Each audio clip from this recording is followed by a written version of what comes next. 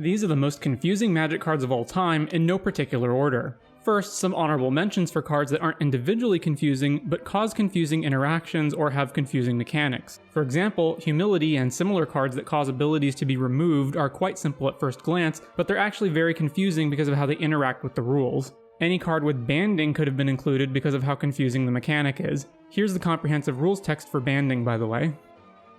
Lastly, cards that require outside information to understand how they work, such as the venture into the dungeon mechanic. An old Magic adage is, reading the card explains the card, but that's become increasingly less true as mechanics like dungeons have been printed. So moving on, some good markers for what makes a card confusing is a lot of text and needing to read it multiple times to understand what it does. Basically, cards that make you go, what? Starting off strong, we have Chains of Mephistopeles. This is a 2-mana black enchantment that says the following. If a player would draw a card except the first one they draw in their draw step, that player discards a card instead. If the player discards a card this way, they draw a card. If they don't discard, they mill one. To put this in simpler terms, it basically means anytime you draw an extra card, you rummage instead, but if you don't, because you're empty-handed and therefore can't discard, you mill instead. Before Narset and Hullbreacher, Chains of Mephistopheles was the OG anti-card draw stacks piece and is still sometimes seen in Legacy to this day. The wording on it is confusing enough that players have taken to making flowcharts to explain how it works, which is never a good sign if you're evaluating sleek card design. Next up we have Camouflage, a 1-mana green instant, and I've taken the liberty of superimposing the Oracle text on some of these cards to see if they'll make more sense.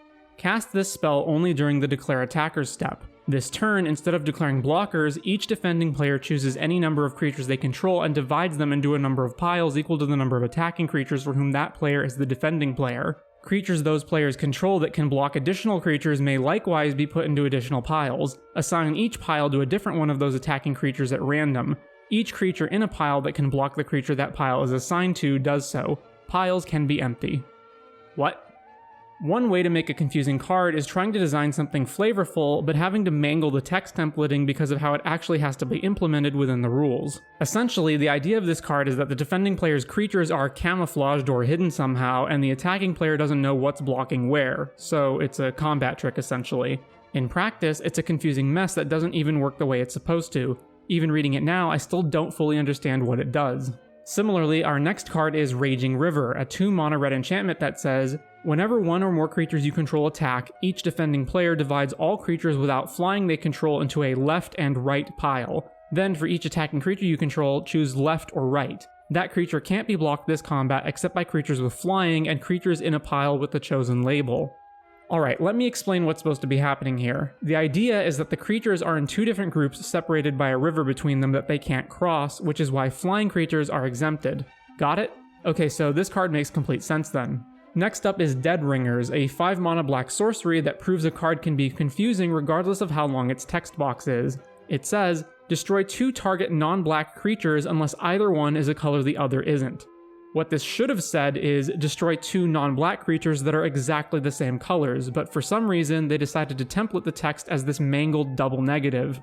Next up is Goblin Game, a 7-mana red sorcery that says, each player hides at least one object, then all players reveal them simultaneously. Each player loses life equal to the number of objects they revealed. The player who revealed the fewest objects then loses half their life rounded up. If 2 or more players are tied for fewest, each loses half their life rounded up. So essentially, it's a betting game where players wager losing some amount of life based on physically hiding objects from each other. Similar cards that require subjective actions outside the mechanical scope of the game, such as Falling Star or Chaos Orb, are banned in all formats. Not Goblin Game though, for some reason. This weirdness is in service of a card that's ultimately not even really that good, but you can actually run it in Legacy if you want to. Speaking of wagering life totals, our next card is Wheel of Misfortune, a 3-mana red sorcery that says, each player secretly chooses a number 0 or greater, then all players reveal those numbers simultaneously and determine the highest and lowest numbers revealed this way. Wheel of Misfortune deals damage equal to the highest number to each player who chose that number. Each player who didn't choose the lowest number discards their hand, then draws 7 cards. To simplify this, everyone wagers life. Lowest number does nothing, highest takes that much damage, highest and everyone in the middle wheels. Wheel of Misfortune is obviously a spin-off of Wheel of Fortune. Wheel of Fortune, however, is on the reserved list, meaning Wizards won't reprint it or make new cards that are too similar to it, at least for now. Wheel of Fortune is what happens when Wizards tries to design their way around the reserve list.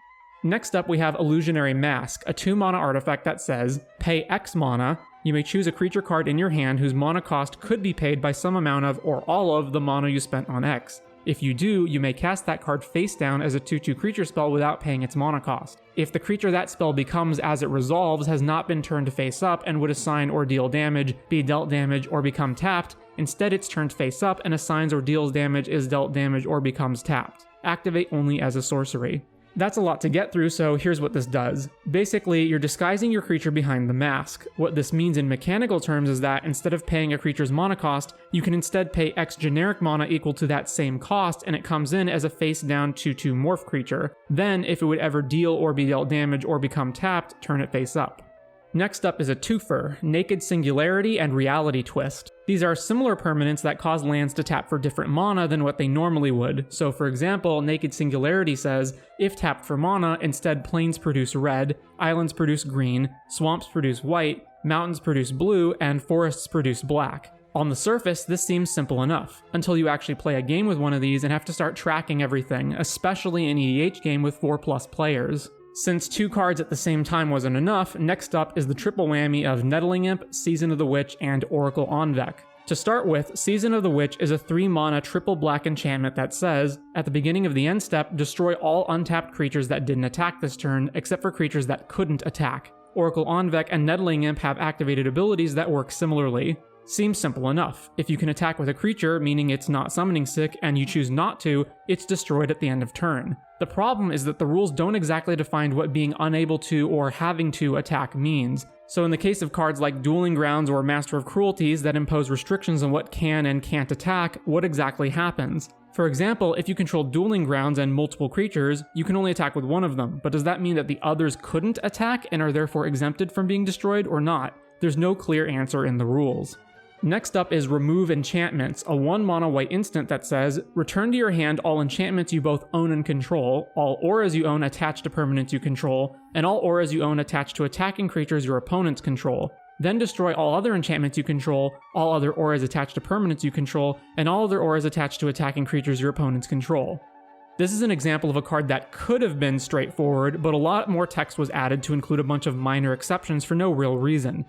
Next up is Tawnos' Coffin, a 4-mana artifact that reads, you may choose not to untap Tawnos' Coffin during your untap step. Pay 3 mana and tap, exile target creature and all auras attached to it.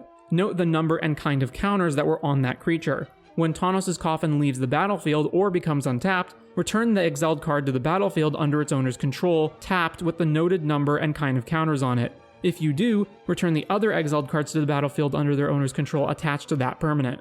Although there are differences, that's still a lot of words to do a similar effect as phasing without saying phasing. Next up is a card many players consider to be the most confusing card in the game, Ice Cauldron. This is a 4-mana artifact with 2 activated abilities. First, X mana and tap, you may exile a non-land card from your hand and you may cast that card for as long as it remains exiled. Put a charge counter on Ice Cauldron and note the type and amount of mana spent to pay this activation cost. Activate only if there are no charge counters on Ice Cauldron. Then the second ability, tap, remove a charge counter from Ice Cauldron, add Ice Cauldron's last noted type and amount of mana, spend this mana only to cast the last card exiled with Ice Cauldron. Essentially, what Ice Cauldron lets you do is split up the cost to cast a spell by paying some of the mana now, and then getting that mana back from Ice Cauldron later to finish casting the spell. It just takes a lot of words to say that. Before coming to our last card, I want to note specifically a whole cycle of cards called the Licids cycle, which are a number of creatures that, for an activated ability, can transform into creature auras that enchant a creature. They're all very confusing in exactly what they do and how they work, so I'll use Dominating Licid as an example. Dominating Licid is a 3-mana blue 1/1 which says, pay 1 and 2 blue and tap. Dominating Licid loses this ability and becomes an aura enchantment with enchant creature. Attach it to target creature, you may pay a blue mana to end this effect, and you control the enchanted creature. And last but not least, our final mind-melting card is Takklemaggot. Takklemaggot is a 4-mana black enchant creature aura that says, at the beginning of the upkeep of enchanted creature's controller, put a -0/-1 counter on that creature. When enchanted creature dies, that creature's controller chooses a creature that Takklemaggot could enchant. If the player does, return Takklemaggot to the battlefield under your control attached to that creature. If they don't, return Takklemaggot to the battlefield under your control as a non-aura enchantment. It loses enchant creature and gains, at the beginning of that player's upkeep, Takklemaggot deals 1 damage to that player. Yeah, I think I'll pass on this one. That concludes the video, and I hope you've enjoyed it. Thank you to my supporters, and if you enjoy these videos, consider subscribing or supporting the channel on Patreon, and take care.